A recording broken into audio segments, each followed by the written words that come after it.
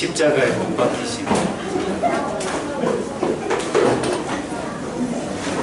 왜 예수의 죽음이 모든 사람을 위한 죽음이고 또 어떻게 해서 예수의 죽음이 나와 모든 사람의 죄를 대속하십니다.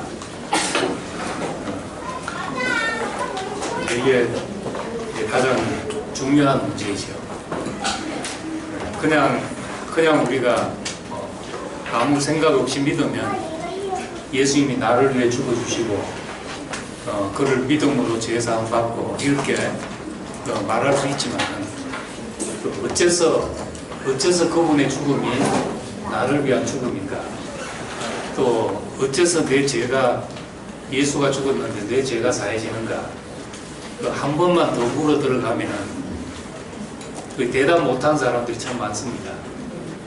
근데 이제 십자가의 도가 이제 가장 중요한 것이라면 기독교의 복음의 핵심이라고 할 수 있는데 우리가 거기에 대해서 대답할 수 없으면 우리가 믿는 것이라고 할 수가 없는 것이죠. 그래서 이 세상에 의롭게 살다가 죽은 사람도 있고 또 희생과 순교 정신으로 죽은 사람도 있는데 왜 예수의 죽음만 모든 사람을 위한 죽음이 되는 건가 하는 겁니다. 또 다르게 이제 질문을 던지면 예수가 만일 병이나 사고로 죽었다 해도 여전히 나의 구원자고 인류의 구원자가 되는가 하는 거죠.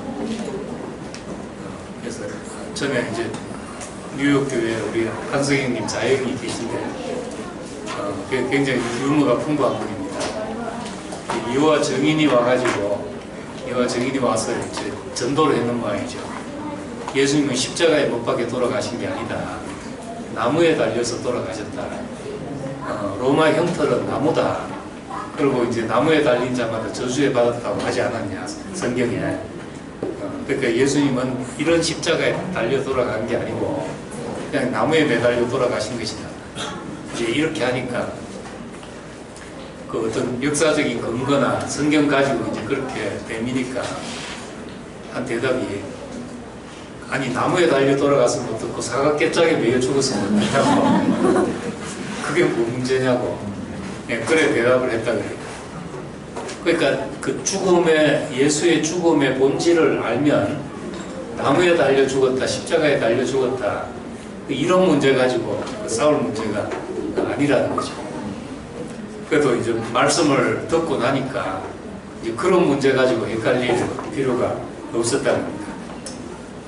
그러니까 이 문제가 그냥 병이나 죽음으로 예수님이 죽으셨다면 그래도 우리의 구원자인가? 좀 직구전 질문 같지만은 사실은 이제 죽음의 본질을 말하기 위한 중요한 질문이 될 수도 있는 겁니다. 그러니까 예수님이 우리의 구원이 된 것은 죽음의 방식 때문에 구원이 된 것이 아니고 그를 죽음으로 몰고 간 그분의 삶의 성격 때문에 그런 것이라는 거죠. 그의 삶의 그 성격이라는 것은 뭐 성자같이 살았다 이것이 아니라 왜 예수가 십자가로 갈 수밖에 없는가? 하나님과 관계 때문에 십자가로 갈 수밖에 없었습니다. 표면적으로 보면 제목이 안식일을 범했다는 것, 그리고 하나님을 아버지라고 불러서 하나님의 이름을 참남되게 불렀다. 그러니까 십계명에 이제 3계명, 4계명을 다 어긴 거지. 내 여호와의 이름을 망령되이 이끌지 말라 했는데 뭐 아빠라고까지 부르니까 망령된 거죠. 유대인들한테. 거기다가 이제 안식일을 범한 자마다 반드시 죽일지니라 했는데 내 아버지가 일하시니 나도 일한다 하고 안식일날 병자도 고치시고 이랬다는 겁니다. 그의 삶의 성격이 그 하나님과 그 관계, 그것이 이제 그분의 특성인데, 그 관계 때문에, 하나님과의 관계 때문에 십자가에 못 박히신 것이고, 우리에게 구원이 되는 것은 하나님과의 관계 때문에 우리에게 구원이 된다는 겁니다. 예수님이 2000년 뒤에 있는 그 우리를 알고 우리를 위해서 죽은 것인가? 그것이 아니고, 그분은 자기가 남을 위해서 죽는다 이게 아니었고, 하나님과 올바른 관계로 그 길로 가다 보니까 다 인간이 하나님과의 관계에서 삐뚤어져서 하나님 같이 되어 사는 이 세계 속에서 올바른 관계 속에 있다 보니까 이제 이상한 사람이 된 거죠. 예. 그래서 죽은 것이기 때문에 그가 우리에게 구원이 되는 것도 그 올바른 관계가 우리에게 구원이 된 것이랍니다. 그런 관계가. 그래서 이 십자가에 죽으셨다는 것은 그 생을 그렇게 딱 마감했다 이것만이 아니고 그의 전 생애의 요약과도 같은 거죠. 예, 그의 전 생애가 우리 몸의 어느 한 부분을 봐도 손만 하나 놓고 봐도 손에 오장육부가 다 있고 기 하나에도 오장육부가 다 있어가지고 이제 기침을 놓는 사람은 이침을 놓는 사람은 기만 가지고 몸의 병을 다 사주려고 하고 그러죠. 마찬가지로 예수님의 생애 어느 한 부분을 봐도 그거는 이제 십자가의 원리로 가는 것이고 그 십자가로 가는 것이었고 그 십자가로 가는 정신이라는 것은 하나님과의 올바른 관계 때문에 그렇게 필연적으로 가게 된 길이었던 것입니다. 마귀에게 시험을 받을 때나 기적을 행하며 수많은 사람들이 몰려들 때나 겟세마네 동산에서 피땀 쏟으며 절규할 때나 그 십자가에 매달렸을 때나 메시지는 다 동일한 메시지라는 거죠. 그런데 이제 이 예수의 죽음을 어떻게 받아들이는가? 이제 보통 이제 기독교인들한테 물으면 거의 이제 대속으로 설명을 합니다. 나를 위해서 죽으셨다. 나를 위해서 십자가에 못 박히시고 그로 말미암아 제사를 받았다. 이것은 이제 개신교의 메시지입니다. 말하자면 기독교는 예루살렘으로부터 시작해가지고 소아시아 지방을 거쳐서 지중해 연안으로 돌아서 로마로 건너갔죠. 로마로 건너가서 이제 313년에 종교의 자유를 얻어서 그때부터 이제 기독교가 국교의 자리를 차지하게 됐습니다. 우리 이제 그렇게 기독교가 자리 잡은 것만 알죠. 그런데 이제 11세기 1514년에 기독교가 이제 둘로 나눠졌습니다. 이제 서방교회 서쪽에 그러니까 그 유럽 중심으로 보면은 로마가 서쪽에 있는 거죠. 그리고 그리스, 터키 이쪽이 성경에 나오는 소아시아 지방인데 소아시아라고 해서 지금 우리가 말하는 아시아가 아니고 로마 행정구역상 아시아입니다. 그래서 소아시아에 있는 일곱 교회 성경에 나오는 대부분의 데살로니가, 에베소, 서머나, 버가모 이런 것들이 전부 소아시아에 있는 지금으로 말하자면 이제 지중해 안쪽 그리스, 터키 이쪽에 있는 지역이죠. 이쪽이 이제 동방교회가 되고 로마 쪽이 서방교회가 돼서 동방교회, 서방교회가 이제 1054년에 둘로 나눠지게 됐습니다. 이 동방교회에 대해서 우린 잘 모르지요. 왜냐하면은 개신교는 서방교회에서 나왔기 때문에 동방교회에 대해서 별로 알려고도 생각을 안 합니다. 근데 이제 기독교가 흘러간 길을 보면은 동방교회가 중심이었고 초기에 그 성경에 나오는 이 뭐 고린도 교회 무슨 교회 한 것들이 다 동방교회에 있는 교회들이죠. 거기가 사실은 기독교의 본류인 거예요. 그런데 로마 기독교가 정치적으로 힘이 세져 가지고 이제 세력을 잡은 거니까 정통은 서로 이제 정통이라고 하죠. 동방교회는 자기들을 이제 오토독스라고 그러고 정통교회, 동방정교회라고 그러잖아요. 그러니까 자기들이 전통이란 말이고, 서방교회는 캐톨릭이란 말은 보편적인 교회, 우주적인 교회, 캐톨릭이란 말은, 그러니까 캐톨릭이 이 표준이다, 교회의 표준이다, 이렇게 이제 선포한 거니까 서로 그렇게 싸운 겁니다. 근데 이제 동방교회는 그 지역에 폐교가 일어나가지고 세력이 확 약해져 버렸죠. 그래서 이제 전파가 크게 되지 못한 겁니다. 근데 그 로마 가톨릭은 유럽으로 해서 아프리카로 이제 전파가 되게 됐고, 예, 거기에서 이제 1517년에 16세기에 종교개혁이 일어나서 이제 개신교가 나오게 된 거죠. 이렇게 되는데, 종교개혁 할 때 캐톨릭은 성자가 되는 것이 그 최고의 완성 단계잖아요. 그래서 그리스도인으로 살아서 성자가 되는 것이 목표인 겁니다. 성자가 되는 것이. 성인 추대식을 하고, 뭐 성 바오로, 뭐 성 이그나시오 하고 성자를 붙는 게 이제 구원의 이제 최종 목표로 보는 거죠. 캐톨릭의 구원의 목표는 성화였습니다. 우리가 변화돼서 우리가 그리스도인으로서 정말 그 아름다운 삶이 나타나는 것이 목표죠. 그러다 보니까 행위를 지나치게 강조하게 된 겁니다.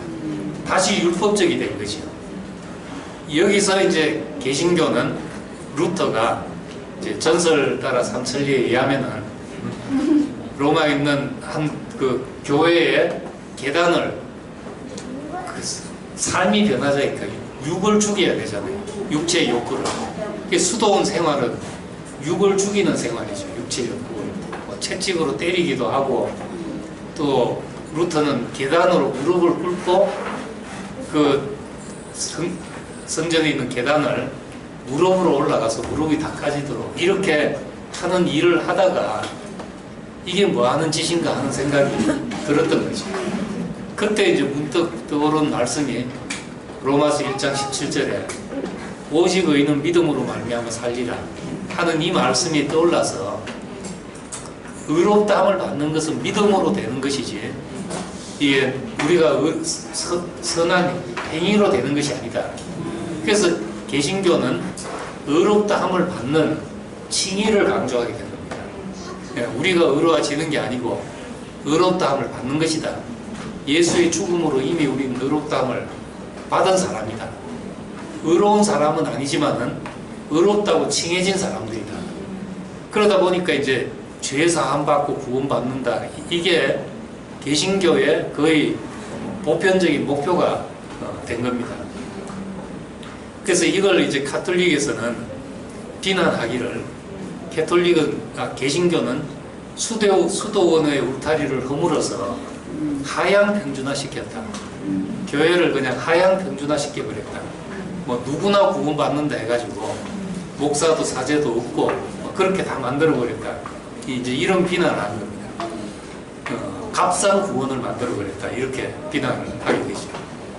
그럼 개신교는 의롭다함을 받는 것이고, 캐톨릭은 예수의 죽음을 본받아서 그리스도를 본받아, 이 대표적인 책이잖아요.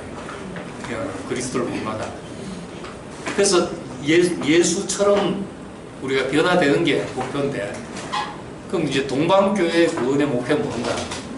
여기에 대해서는 잘 생각을 안 해봤는데, 동방교회의 구원이라는 것은 그리스도와의 연합이 구원입니다. 그리스도와 연합.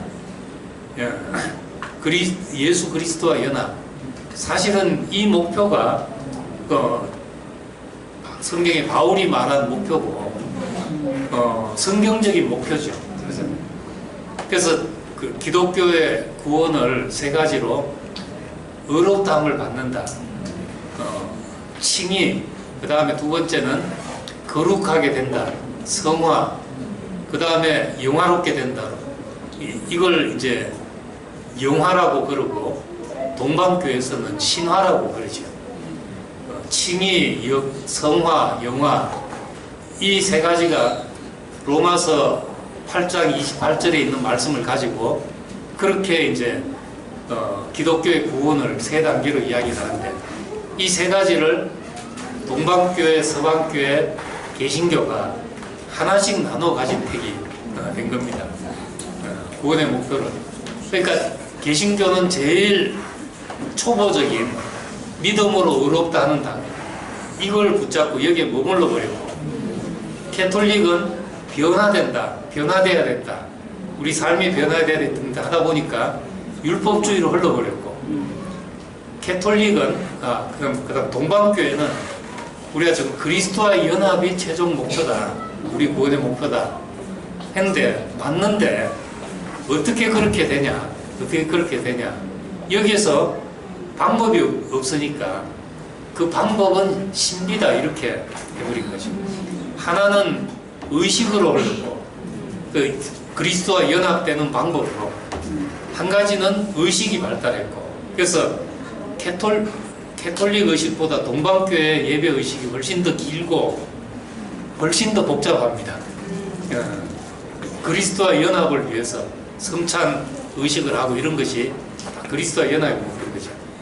또 한 가지는 이제 그거는 일반 중생들을 위해서 그렇게 하는 거고, 그래도 수도원에 있는 사람들은 그리스도와 연합을 목표로 신비적인 방법을 추구하는 거죠.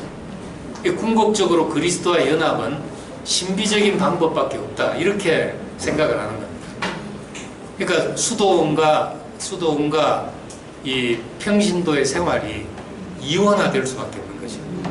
어떤 종교든지 더 높은 목표를 가지면은 다 그렇게 될 수 없으니까 이원화시키는 거죠. 불교도 그렇잖아요. 구도의 길을 가는 사람이 있고, 그냥 와서 부처님 앞에 복 빌고 이런 사람, 너 그거 아니다, 엉터리다 이래 말하지 않고 그냥 놔두거든요. 그게 아닌 줄 알아도. 이원화시켜 놓는 거죠.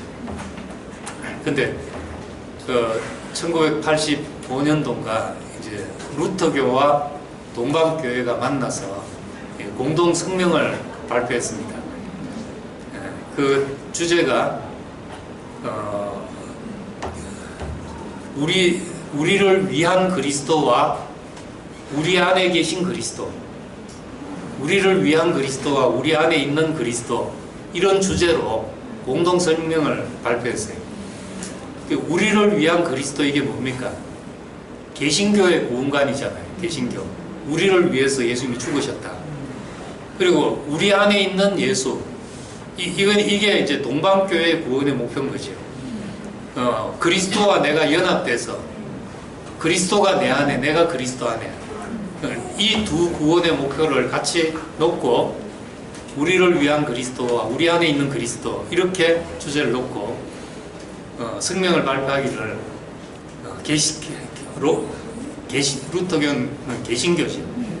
루터교와 동방교회가 그동안 서로 다른 구원의 목표를 가지고 왔지만은 이 둘은 서로 다르지 않다 하는 이제 발표를 하게 됐다. 사실은 이 세 가지가 의롭다함을 받는 것, 예수님이 나를 위해 죽어주셨다, 의롭다함을 받는 거하고, 그 다음에 우리가 변화되는 거하고, 그리스도와 연합되는 게, 이게 따로따로가 아니고 이게 다 한 가지인 거죠. 한 가지 우리의 어떤 상태를 표현하자면은, 내가 그로 말미암아 죄 사함 받았다, 구속함을 받았다, 이렇게 표현할 수 있고, 그가 내 안에 있다, 내가 그 안에 있다, 이렇게도 말할 수가 있는 거죠. 다른 게 아니라는 겁니다. 이제 다른 게 아니라는 거를 이제 두 교회가 만나서 이제 공동 성명을 발표한 적이 있습니다. 우리가 복음을 전할 때 어떤 것이 생기냐? 우리의 구원은 뭡니까? 예수의 죽으심이 우리에게 무슨 의미입니까? 제가 질문입니다.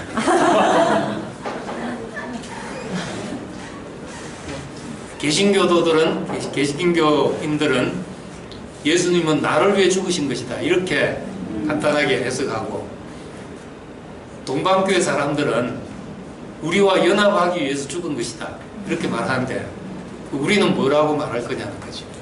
예수님의 죽음이 우리에게 무슨 의미입니까? 네. 나를 포함한 죽음. 네. 위치 회복. 예. 또 예? 우리의 운명. 예. 그거지요. 그러니까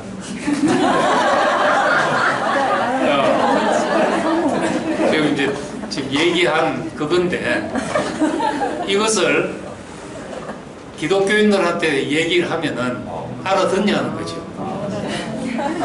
예수님이 우리의 운명이다, 정말 중요한 말이고, 위치 회복했다는 것도 그렇고, 우리와의 연합을 위해서, 이 예수 안에서 발견되게 하기 위해서, 다 성경에 있는 말인데도 생소해 있는 거예요. 생소해 있는 거. 그럼 뇌가 틀렸고 우리가 지금 이 말하는 게 맞다, 이렇게 할 것이냐는 거죠. 나를 위해 죽은 거 그거 아니고 이렇게 말할 거냐는 거죠. 그 목사님도 이제 그렇게 이야기를 했는데, 그 이야기를 들으셨는지 모르겠는데, 예수님이 나를 위해서 죽었다고 말하는 것은 예수 안에 발견된 사람의 고백이다, 이런 이야기를 하셨어요.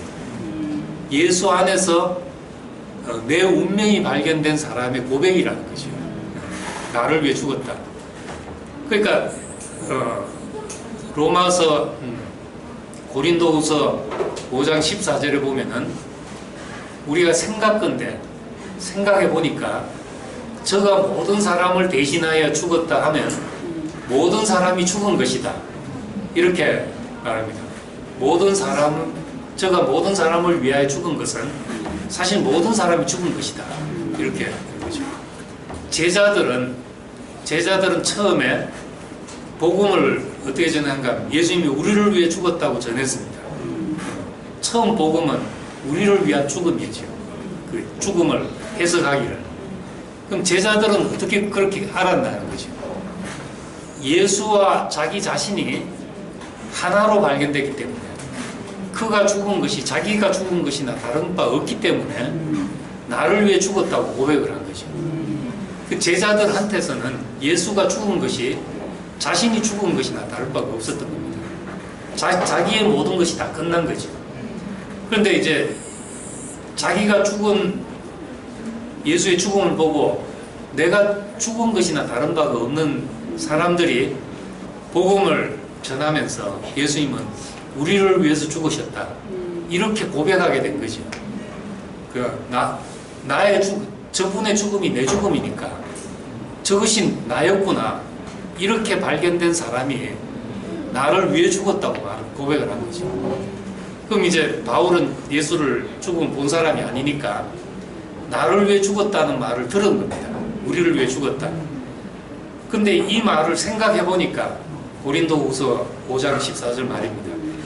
이걸 생각해 보니까 생각건데 나를 위해 죽었다는 것은, 우리를 위해 죽었다는 것은 모든 사람이 죽은 것이다.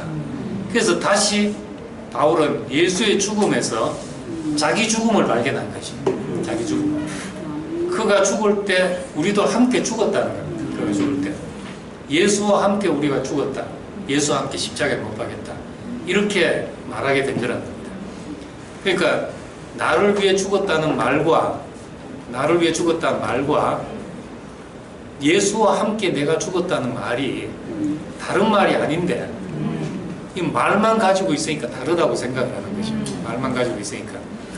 그래서 이제 예수를 잘 믿는 사람들이 예수님이 나를 위해 죽으셨다, 이렇게 말하면 그 틀린 것이 아니라 우리가 왜 그 고백을 하냐? 어째서 예수님이 나를 위해 죽었다고 우리가 말할 수 있냐? 그거는 그분의 죽음 안에서 내가 보이기 때문에 그렇다는 거죠. 그 죽음 안에서 저것이 나구나, 저 죽음이 나구나 이렇게 보이기 때문에 나를 위해 죽었다고 말한 겁니다. 그래서 저도 그랬고 나를 위해 죽었습니다. 정말 감격해 보려고 나를 위해 아줌마들은 감격을 잘하더라고요. 그래서 교회 연극 같은 거 하고 할 때 예수님이 십자가에 수련회 같은 데 가서 예수님이 막 십자가에 못 박히고 찔리고 하나님 어찌하여 나를 버리십니까 하고 막 비명을 지르고 하니까 집사님들 권사님들 펑펑 우시죠. 근데 이제 전 눈물이 잘 안 나는 거예요. 나도 좀 막 감격해서 울고 싶은데 나를 위해 죽었다, 누가 나를 위해 죽었다, 이게 얼마나 감격적이고 뭐 울어도 시원찮은 일입니까? 누가 나를 위해 죽었다. 근데 그게 왜 내 가슴이 안 움직이냐, 이게 참 신앙생활 하면서 딜레마였죠. 그래서 이제 원래 어릴 때부터 교회 다닌 사람은 뜨겁지가 않다, 그래서 가슴이 잘 동하지 않는다, 그런데 사실은 어떻게 나를 위해 죽었는지를 모르기 때문에 그렇다.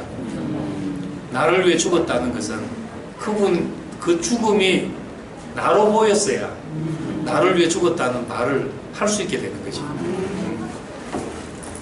그래서 이제 이 예수의 죽음이 내 죽음으로 보여야 내가 그를 따르고 그를 믿고 함께 무게를 메고 접붙여지고 이런 모든 것이 가능해지게 되는 겁니다. 우리가 그리스도와 연합이란 것은 그분의 삶과 인격이 위대해서가 아니라, 우리가 그를 따른다는 것은 위대해서가 아니라 그와 우리가 한 운명, 한 생명이기 때문에 그를 따를 수밖에 없고 먹을 수밖에 없고 하나 될 수밖에 없다는 것입니다. 그렇지 않고 위대해서 따른다면 이 명예는 결코 쉽고 가벼운 명예가 아니죠. 우리에게 율법보다 훨씬 더 무거운 명예일 수 있다. 예수와 같은 길을 간다는 것은 그 생명의 문제, 그분과 내가 한 운명으로 보이고 한 생명으로 보일 때 일어나는 일이지 노력과 결단의 문제가 아닌 겁니다. 그 십자가가 어렵게 보이는 것은 너무 수준이 높아서가 아니라 생명이 다르기 때문에, 내 운명으로 보이지 않기 때문에 생기는 문제라는 거죠.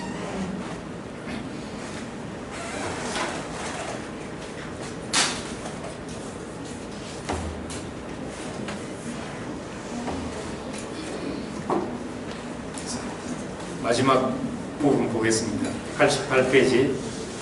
세상에 놀라운 삶을 살다가 감동적인 죽음을 맞이한 사람들도 많습니다. 모든 사람에게 기림이 될 만한 죽음을 죽은 사람도 많잖아요, 실제로. 그런데 그 죽음은 그 감동적이고 위대한 죽음이지만은 저것이 나구나 이렇게 보이는 죽음이 아니라는 거죠. 저것이 나구나. 그런데 예수의 죽음의 독특성은 그분의 죽음 속에서 나를 발견하게 된다. 그의 죽음을 내 죽음으로 받아들일 수 있다. 이것이 예수의 죽음의 다른 점이죠. 그래서 빌립보서 3장 9절에 예수 안에서 내가 발견되게 함이라. 그의 죽으심을 본받아 연합한 자가 되고 어찌하든지 그의 부활에 이르려 한다. 이런 고백을 하는 겁니다. 우리가 십자가 안에서 만나는 예수의 모습, 십자가 안에서 보는 예수의 그 모습이 참으로 내가 누구인지를 보여주는 명백한 그림입니다. 그의 삶에서 나를 발견하고 그의 죽음에서 내 죽음을 보게 됩니다. 그래서 우리는 예수가 나를 대신해 죽으신 나의 구원자라고, 그래서 이제 고백을 한다는 거죠. 예수를 따른다는 것은 위대한 성인의 발자취를 따라가는 것이 아니라 지극히 당연하게 받아들여야 하는 원래의 내 모습을 발견하는 것이다. 주님을 찬양합니다.